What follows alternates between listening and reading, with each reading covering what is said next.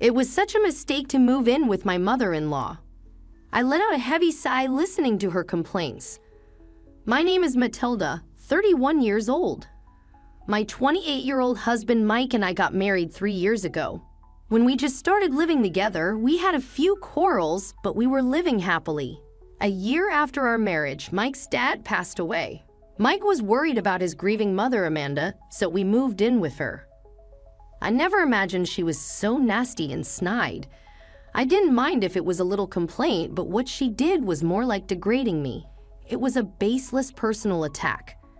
Don't just stay in the room and play on your computer, but do some housework, you bum. I heard her condescending tone of voice coming from the hallway. She came to complain right after she finished her breakfast. I made breakfast, didn't I? I wanted to retort, but restrained myself, only for the time being. I was planning to clean the house after you finished eating. Besides, I wasn't playing on the computer, I was actually working. You always make excuses. You think I'm stupid and don't know anything about computers. I explained that to her before, but she brushed it off, saying it's just a part-time job. I wasn't good enough to hold a real job in her head. I wasn't sure if she made irrelevant sarcasm because she couldn't keep up with the modern world, or if she just picked on me out of hatred. I assumed both. Anyway, I was the kind of person who wanted to work for the rest of my life, so we just couldn't get along. I had always put effort into housework, even while working to confront her prejudice.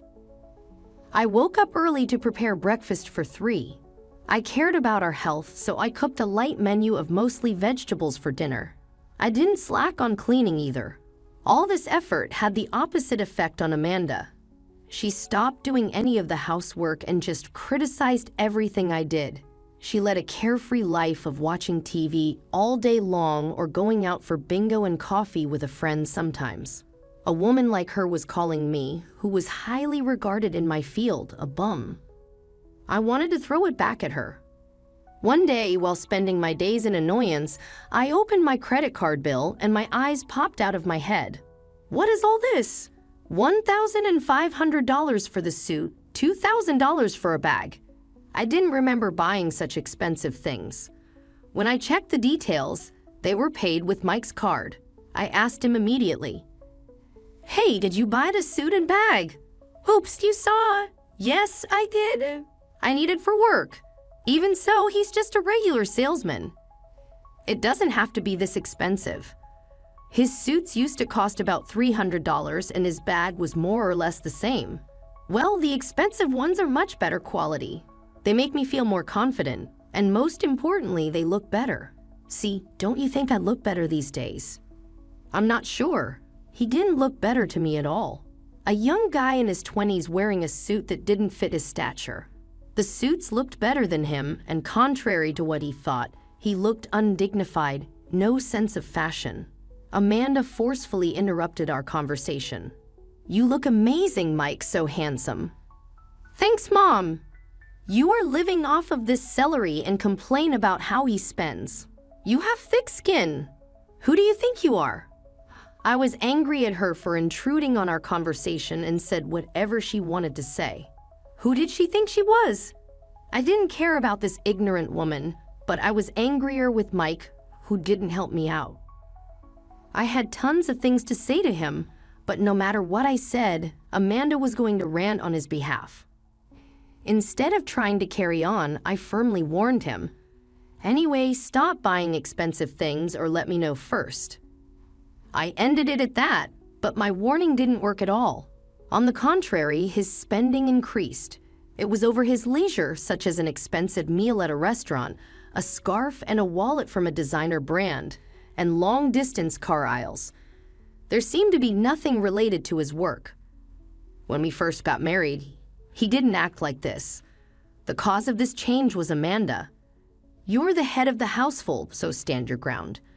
Don't help with housework just because Matilda is older doesn't mean you have to do what she says. Make her understand that you are above her."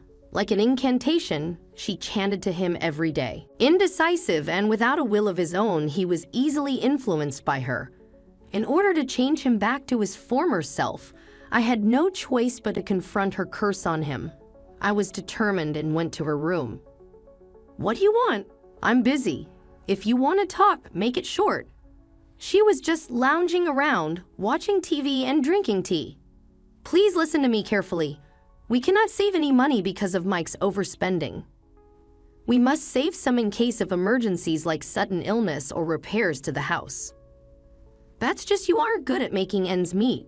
At this age, he must be making at least $90,000 a year, right? You're up by one digit. What is he making?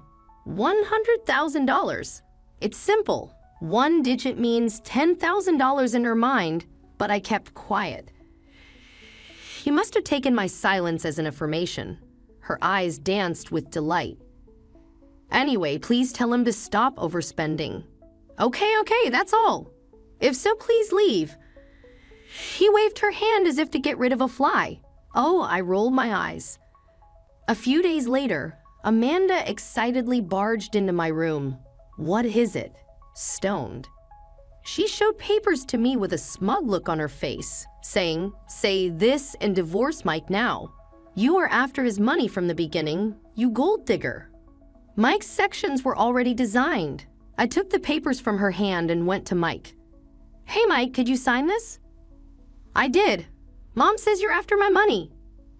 "I see, and you believe her." "Well, she's my mom." As soon as I heard it, I made up my mind. "Okay, let's get divorced." I packed up the papers, my computer, some valuables, and clothes in my suitcase and left the house.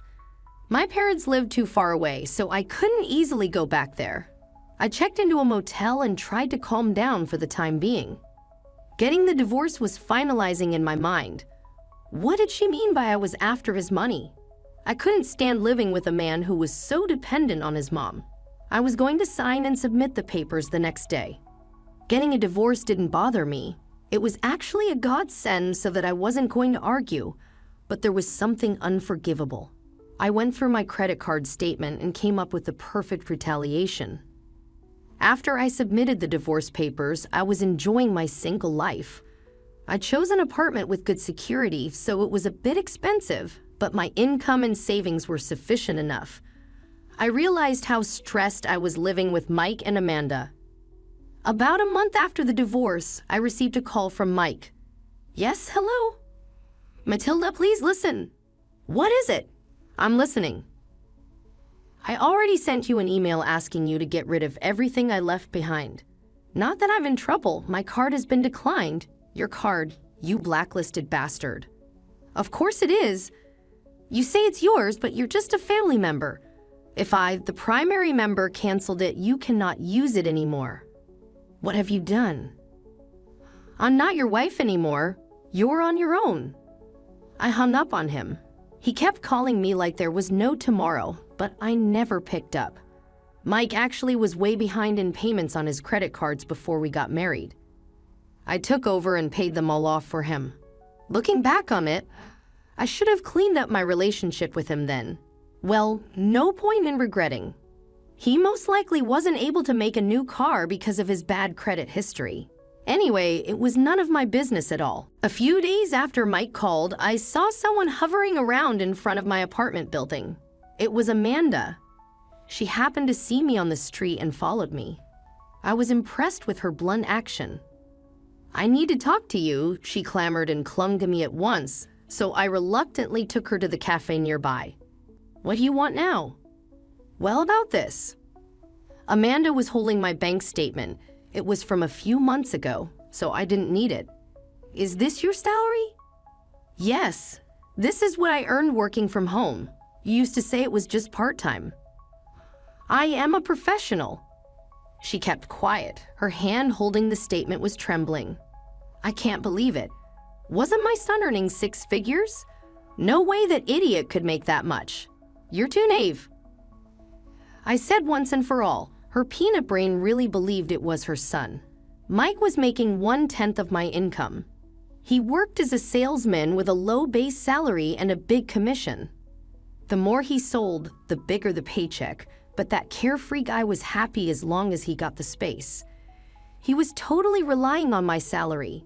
Oh no, he must not have even had the tactic of relying on me. Amanda finally grasped the reality. "Sweetie, it's not too late to get back together." "Too late," I firmly replied. How amazing. Even though her suggestion was interrupted, she undeniably spoke with that sweet tone of voice. "You were once in love and got married. It should be a shame to just part like this." "Not at all. It's more shameful to have you guys spend my hard-earned money." "Oh my God, you're terrible. Don't depend on me and go work yourself. Then you won't be a bum either." "Is that your only concern? You're so awful, disregarding, and a woman." I took note of her ranting and gently left the cafe. I felt relieved from the stress of living with her after seeing Amanda's disordered look of dismay. I planned to deliver the final blow to Mike one Friday night. I confronted him in front of a building downtown, a kind of red light district where his strip club was located. Mike showed up after 9 p.m. with a girl dressed in a skimpy dress. "What are you doing here? You're an idiot. You've been using my credit card at this place." I had seen the name of the club on several statements, and it was always on Fridays. Once I had the name, it was easy to find the location. "Honey, who is this?" The young woman looked in her early 20s. The hem of her skirt was up to her crotch, and her top revealed her cleavage. "Hi, I'm his ex-wife. In other words, just a stranger." "Shut up. I came to tell you something. Please pay back the debt I took over before we got married and the money you spent during the marriage. My lawyer will send you a detailed invoice in a few days. Please take care of it. Also, it seems you got a lot of gifts from him, but I paid for all that." "Wait, Matilda." Ignoring him, I walked away, clacking my heels on the street. How about it? I felt so cool. I heard Mike and his girlfriend arguing, and I assumed the girlfriend was the one he had been cheating on me with. I had seen a list of transactions from a cosmetic store, a brand popular with young women, and even the motel. All of these suspicious purchases were made on Fridays, and of course, all the payments at the strip club were also made on Fridays. Later, I found out that he spent Friday afternoons with his girlfriend. He bought whatever she asked him to and then went to her work together. By looking at the pattern of their activities from the statements, I came up with the idea of confronting them in person on the spot.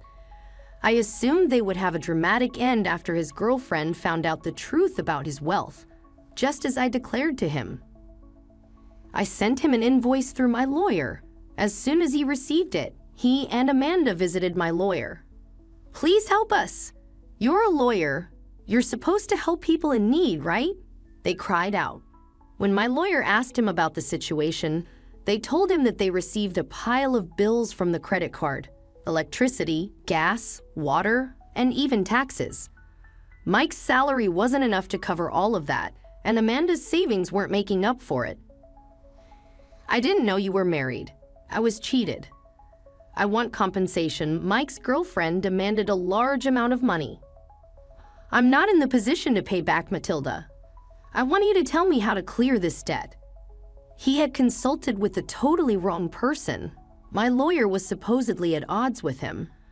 "If you own the house, why don't you sell it and use the proceeds to pay off your debt?" he advised at first. Then he reminded Mike that if he didn't repay me, we were going to a court hearing.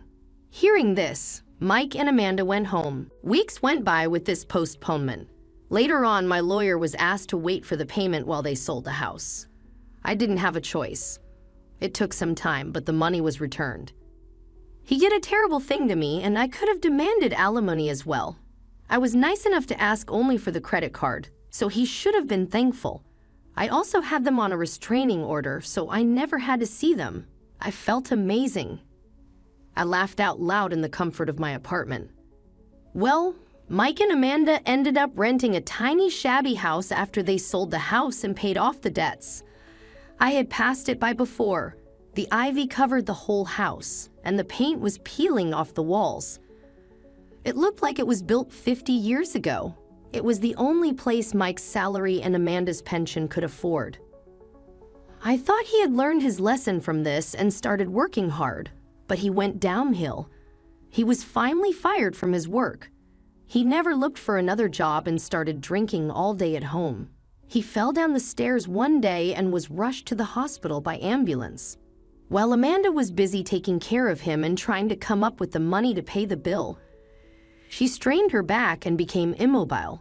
Perhaps because she stopped moving around, he started showing symptoms of dementia and couldn't be left alone.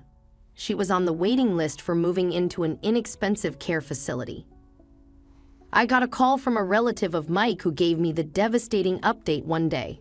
She also asked for those two if I had any interest in getting back with Mike. My answer was no, of course. She seemed to expect it, and I never heard from her again. I moved again 2 years after the incident. This time, alone. I live with my new life partner. After my divorce, I changed the way I worked. I moved back to being with my parents and worked in an office nearby. Not only Amanda, but my parents are getting old. I want to be close to them in case they need me. I met my new husband at work. He's a year younger than me and very reliable, totally the opposite of Mike. He loves and cares for me more than anything. I didn't feel secure enough to have a child with the income and personality of Mike, but my current husband and I should be able to raise a child together. With a positive pregnancy test in my hand, I could imagine my husband's happy face, which makes me grin. I will have a happy family and a joyful life. I renewed my determination.